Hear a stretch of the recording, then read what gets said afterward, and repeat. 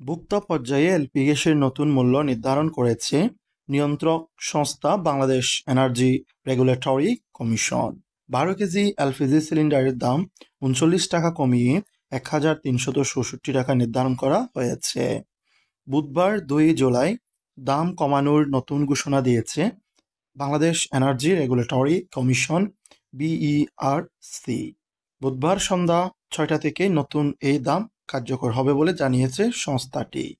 নতুন দাম অনুযায়ী 12 কেজি এলপিজি সিলিন্ডারের দাম 1403 টাকা থেকে কমিয়ে 1366 টাকা নির্ধারণ করা হয়েছে।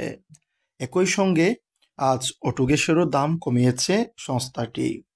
জুলাই মাসে ভোক্তা পর্যায়ে 1 টাকা 84 পয়সা কমিয়ে অটো গ্যাসের মূল্য সংযোজন কর সহ দাম নির্ধারণ করা হয়েছে প্রতি লিটার 62 টাকা 46 পয়সা। এর আগে গত জুন মাসে প্রতি 12 কেজি সিলিন্ডারের দাম 28 টাকা কমিয়ে 1403 টাকা নির্ধারণ করা হয় এবং জুলাই মাসের জন্য প্রতি 12 কেজি এলপিজি সিলিন্ডারের দাম 1366 টাকা নির্ধারণ করা হয়েছে।